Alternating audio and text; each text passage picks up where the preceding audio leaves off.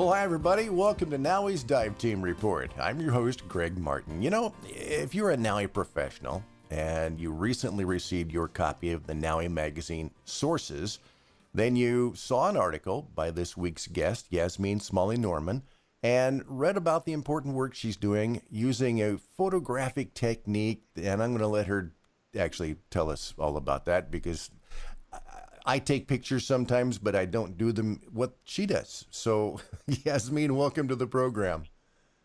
Hi, thanks, Greg. So, you call this what?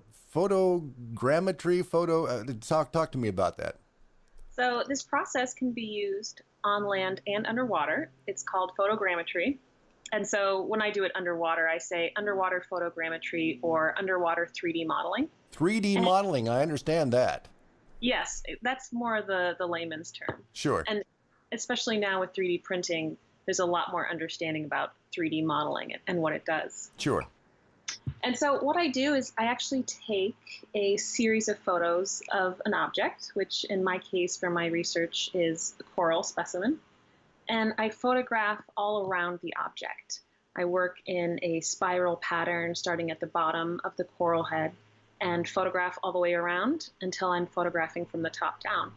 And that can give me anywhere from 50 to 250 images. Wow.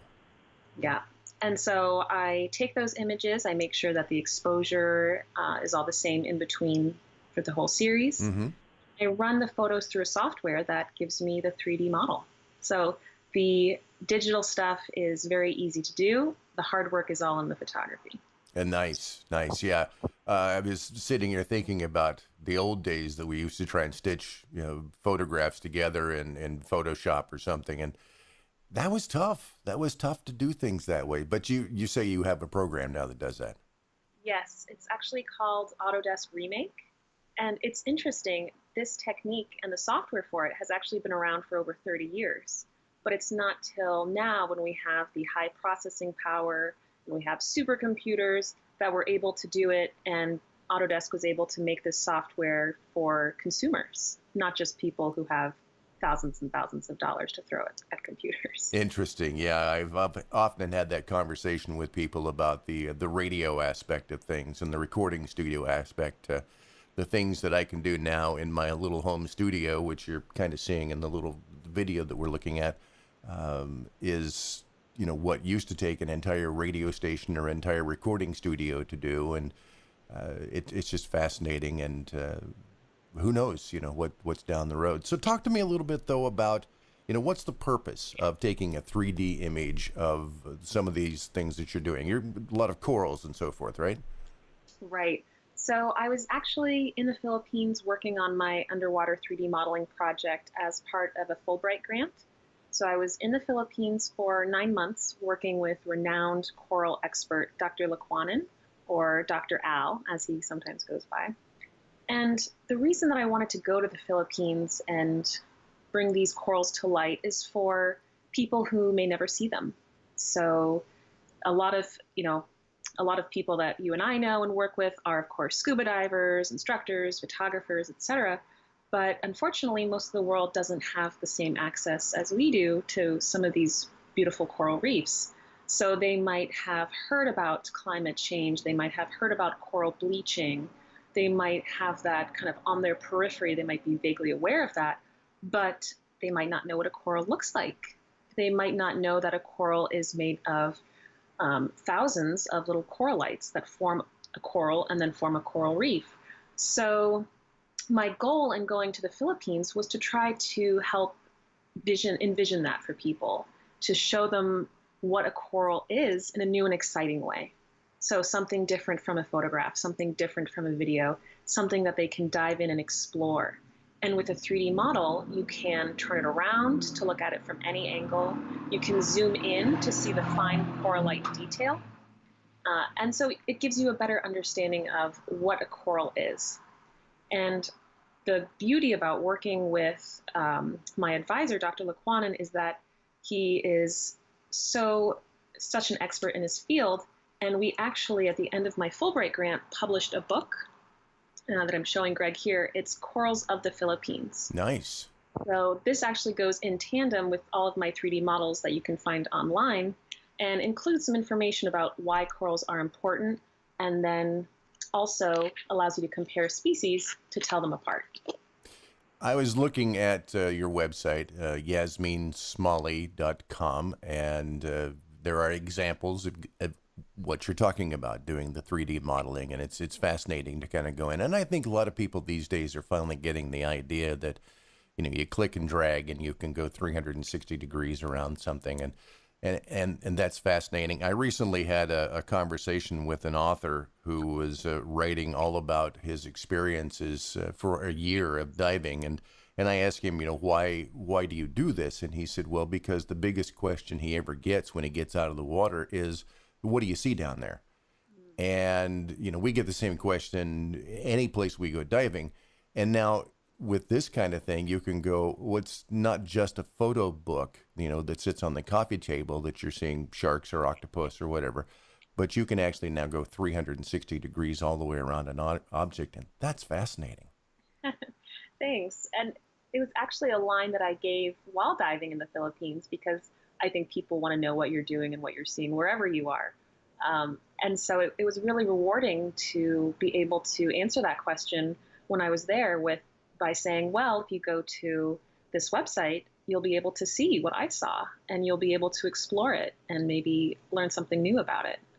So I think that, yeah, that's a really great question, and one that as we as divers should strive to answer.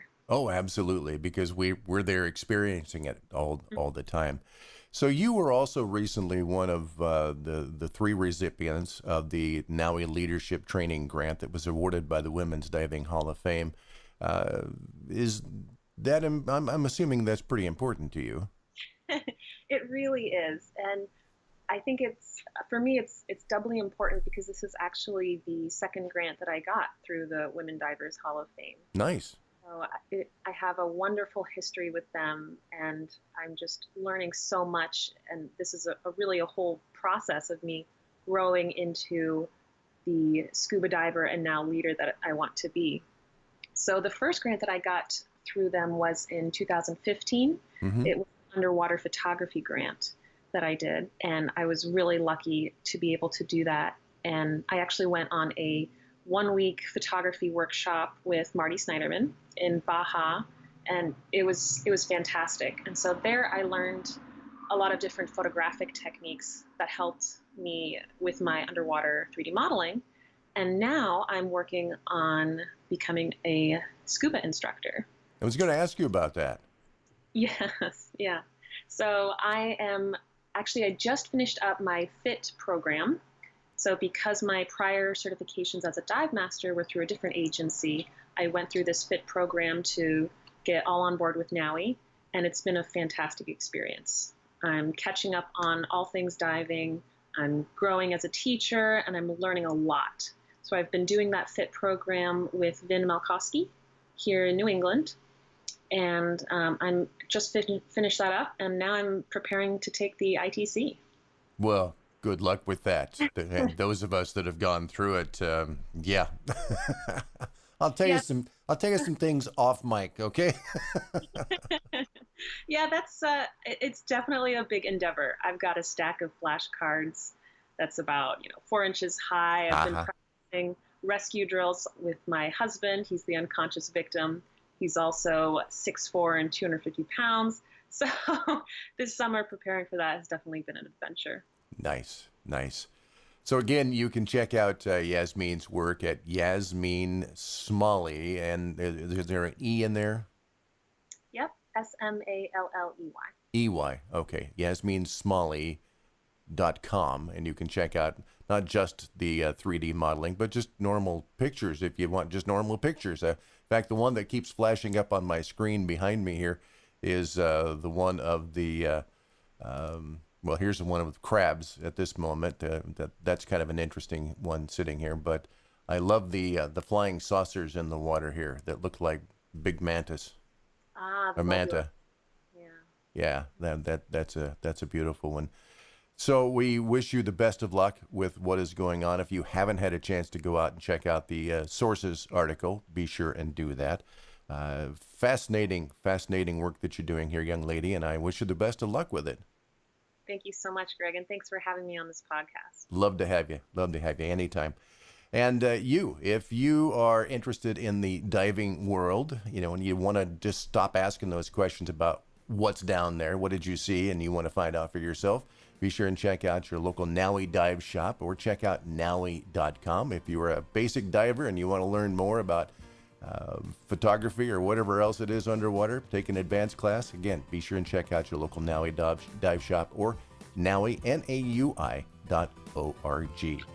And that's that for this episode. Appreciate you being along with the NAUI Dive Team Report. I'm Greg Martin. I'll see you underwater.